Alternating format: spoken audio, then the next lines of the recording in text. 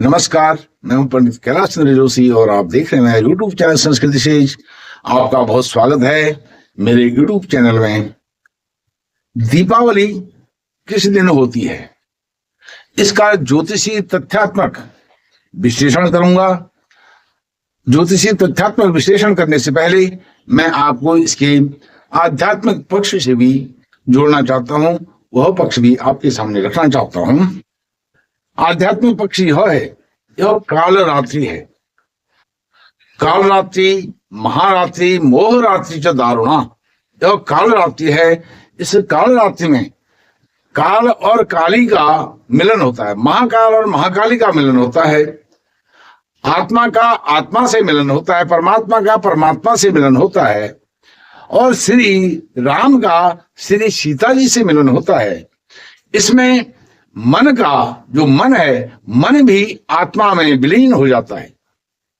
वह रात्रि है दिवाली की रात्रि, दीपावली की रात्रि, जिसमें यह सब सूर्य क्या हैं? सूर्य आत्मा के कारक हैं, चंद्रमा मन के कारक हैं। सूर्य और चंद्रमा की युति एक साथ हो जाती है,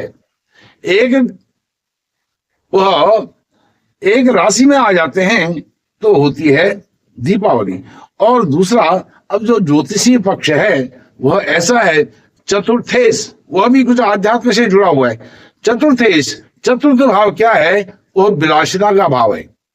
वह जो लग्जरियस लाइफ जिसको कहते हैं आज के जमाने में, उसका भाव है। विलासिता का जो स्वामी है वह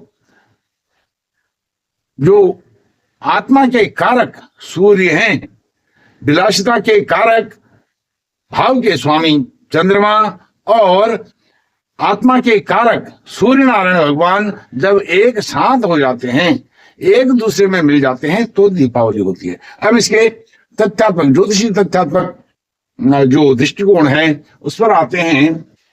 ज्योतिषी पक्ष इसका यह है, जिस दिन अमावस प्रदोष व्यापनी हो, प्रदोष काल कहते हैं सूर्यास्त का समय, सूर्यास्त के बाद तक कुछ समय वह प्रदोष काल कहा जाता है। उस काल में भले ही वह एक पल के लिए हो, क्या वह तिथि, कौन सी तिथि? अमावस तिथि, तो उस दिन दीपावली होगी। जिस दिन सूर्यास्त के बाद एक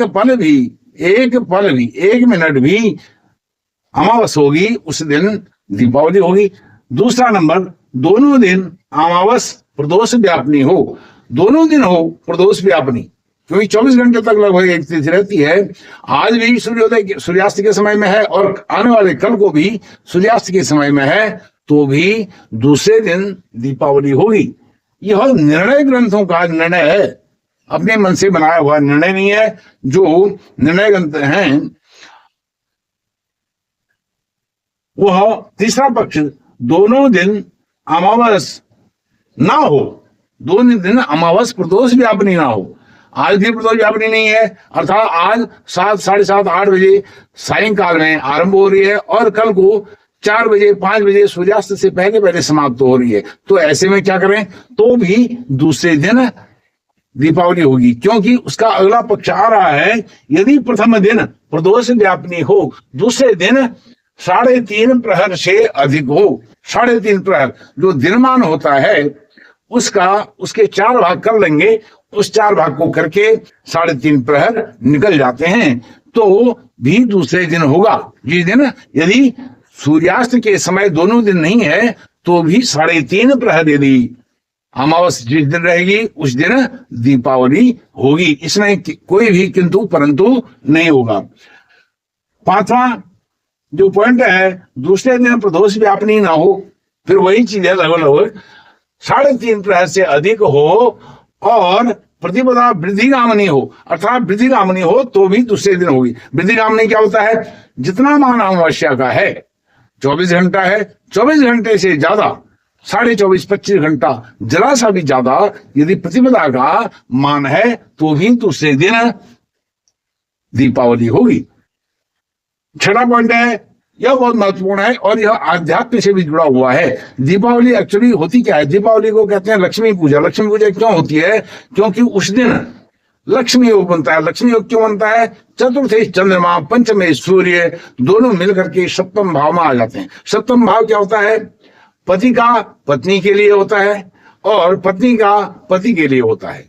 पति पत्नी का भाव वह है, स्पाउस का भाव है, दाम्पत्य जीवन का भाव है, अर्थात वह दोनों पति पत्नी, राजा रानी, श्री राम और श्री सीता, महाकाल और महाकाली वहां पर मिलते हैं काल रात्रि में। उस काल रात्रि में, दीपावली की रात्रि, क्योंकि अमावस की रात काली रात होती है, अंधेरा होता है वह, इसलिए सूर्य चंद्र की स्थिति तुला राशि में हो तो दिवाली होती है, अर्थात लक्ष्मी योग होता है। इसको आज तक मैंने कहीं भी विद्वानों को बोलते हुए इस पॉइंट को नहीं देखा है, नहीं सुना है कि दीपावली चतुर्थेश, सुखेश, पंचमेश, जो संतान भाव का स्वामी सूर्य हैं, जो कालपुरुष का जन्मांग है, उसमें वह जब तक सप्तम भाव में पति पत्नी सप्तम भाव में नहीं जाएंगे तब तक संतान की प्राप्ति नहीं होगी, इस सृष्टि की रचना नहीं होगी। इसलिए वह लक्ष्मी योग वहां पर बनता है। श्री राम, श्री सीता, महाकाल, महाकाली का मिलन योग जो है वह दीपावली का लक्ष्मी योग है। ऐसा समझ।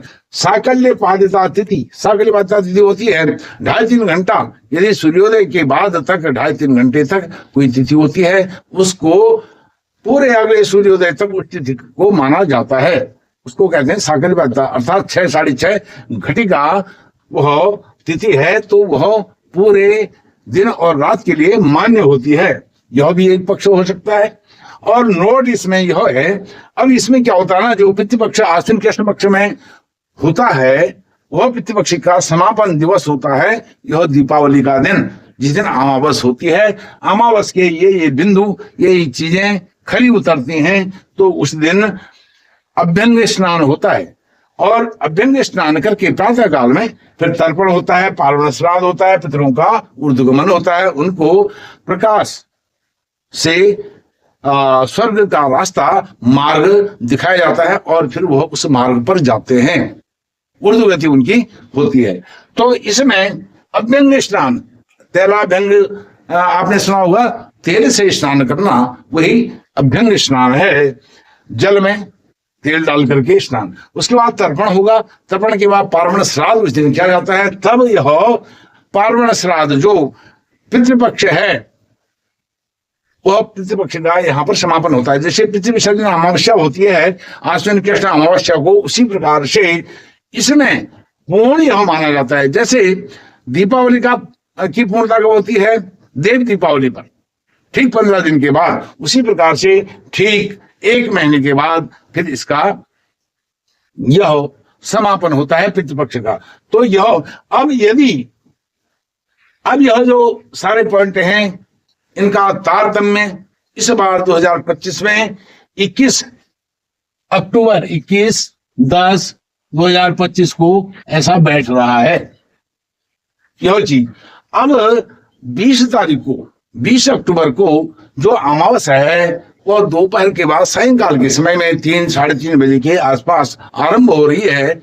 तो इसमें यदि दीपावली 20 तारीख को मानी जाए, कल्पित, तो कल्पना कर सकते हैं, मान सकते हैं थोड़ी देर के लिए 20 तारीख को दीपावली करें, तो उससे पहले हम अभ्यंग स्नान, तर्पण, पार्वण श्राद्ध और पितरों को प्रकाश दिखा करके उनको कैसे रास्ता दिखा सकते हैं स्वर्ग के लिए।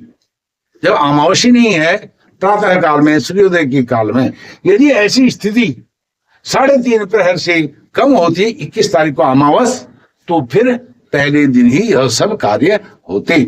इसलिए यह खरा उतरता है 21 तारीख 21 अक्टूबर 2025 को। यह योग संयोग सब बातें, यह जो निर्णय सिंधु है, धर्म सिंधु है, आदि निर्णय ग्रंथों पर आधारित यह सब लिखा हुआ है। और इसके विषय में अधिक न कहते हुए आपसे कहूंगा कि जितने भी दीर्घ तुल्य पंचांग हैं, दृश्य गणित से परिगणित पंचांग हैं, उन सब में 21 अक्टूबर को दीपावली दर्शाई गई है। केवल जो सूर्य सिद्धांत पर आधारित पंचांग हैं। विशेष करके वाराणसी, काशी से जो निकलते हैं उनमें 20 तारीख का उल्लेख है। उनके विषय में कोई कमेंट, कोई टिप्पणी करना ठीक नहीं है, क्योंकि वो ठीक है, वो अपने निर्णय ग्रंथों के अनुसार ठीक हैं, और जो दीर्घतुल्य दृश्य गणित वाले पंचांग हैं वो अपने उस पर खरे उतरते हैं। तो इस प्रकार से 21/10/2025 को दीपावली का शुभ मुहूर्त आ रहा है। दीपावली के इस शुभ मुहूर्त पर, शुभ आगमन पर आपको अग्रिम शुभकामनाएं। इस दीपोत्सव, दीपावली, कालरात्रि, महारात्रि और इस आत्मा और परमात्मा के मिलन, परमात्मा और मन का मिलन, मन का आत्मा के साथ मिलन, इसकी बहुत हार्दिक शुभकामनाएं देते हुए मैं अपनी वाणी को विराम देता हूं। यदि आपको यह चर्चा परिचर्चा अच्छी लगी तो वीडियो को लाइक कीजिए, शेयर कीजिए और अपने धर्म प्रेमी मित्रों के साथ इस वीडियो को शेयर भी कीजिए। बहुत बहुत धन्यवाद। नमस्कार।